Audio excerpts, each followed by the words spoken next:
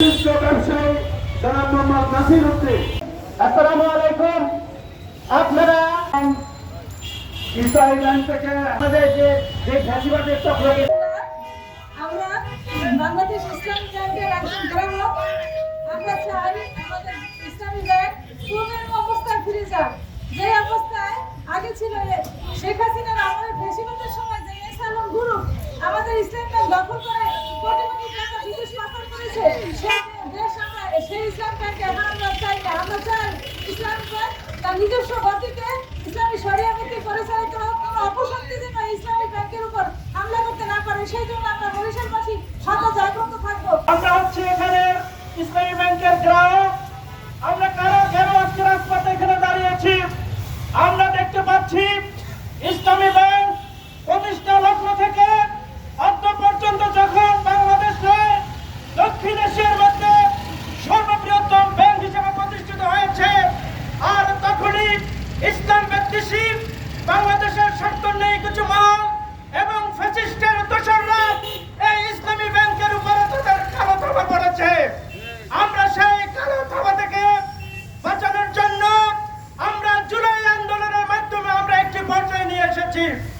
বিগত 17 বছরে ফ্যাসিস্টের সহযোগিতায় লক্ষ হাজার কোটি টাকা এখান থেকে আত্মসাৎ করেছে।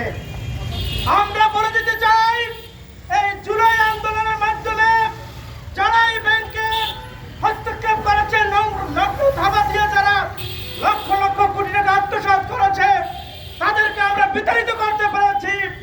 এখনো যাদের এসব জুলাই আন্দোলনের মাধ্যমে যাদের উদয় না হবে, যাদের শুভবুদ্ধির উদয় না হবে, তাদেরকে বলে দিতে চাই, যারা 17 বছরের থেকে দেখতে পায়নি, এখনো নতুন করে যারা ইসলামী ব্যাংকের উপরে যাদের নতুন করে আবার নগ্ন থাবা শুরু করতে চেয়েছে, তাদেরকেও বলে দিতে চাই, তেমনি ভাবে জুলাই আন্দোলনের মতো আবার আন্দোলনে আমরা 2.5 কোটি গ্রাহক, ইসলামী ব্যাংকের 2.5 কোটি গ্রাহক রয়েছে। প্রতিটি ঘরে ঘরে আমাদের ইসলামী ব্যাংকের গ্রাহক রয়েছে। প্রতিটি ব্যবসায়ী, প্রতিটি গ্রাহক, দিনমজুর সকল ইসলামী ব্যাংকের সাথে জড়িত। এত আমরা বলে দিতে চাই, ইসলামী ব্যাংক শুধু ইসলামী ব্যাংক নয়, এটি একটি প্রতিষ্ঠান। এটি বাংলাদেশের আর্থ, সামাজিক, সাংস্কৃতিক, স্বাস্থ্যসেবা সহ সকল ক্ষেত্রে ঈশ্বরীয় ভূমিকা পালন করে যাচ্ছে। কারো খাবার সে ফ্যাসিবাদের দোসরদের আবার সক্রিয় হতে দেখা যাচ্ছে, আবার সেই ব্যাংকে আবার সে খারাপ অবস্থানে নিয়ে যাওয়ার ষড়যন্ত্র শুরু হয়েছে। আমরা জানিয়েছিলাম এক ব্যক্তি, একটা পরিবার 78,000 কোটি টাকা বিদেশি পাচার করেছে বা ঋণ খেলাপি, সে ঋণ অন্যায়ভাবে গ্রহণ করে সে ভোগ করেছে। সেই চক্র আবার সক্রিয় হয়েছে। আমরা ইসলামী ব্যাংককে এই খারাপ অবস্থায় আবার এই যে ভয়ঙ্কর অবস্থায় ফিরে দিতে চাই না। এমপি অমর ফারুক সাহেবকে ছুটিতে পাঠানো হয়েছে, তাকে বরখাস্ত করা হয়েছে।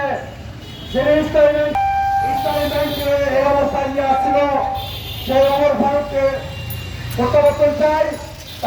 তার পুনর্বাসনের দাবিতে বিশেষ করে বর্তমান যিনি চেয়ারম্যান আছেন, উনি ফ্যাসিবাদের দালাল, ওনার অবসান চাই।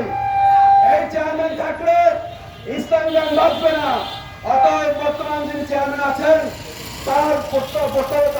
তারপরে আমাদের যিনি অমর ফারুক সাহেব আছেন, তাকে এমডি হিসেবে বহাল করা হোক এবং পূর্বে যারা চেয়ারম্যান ছিলেন, মালিক ছিলেন, তাদের হাতে ইসলামী ব্যাংক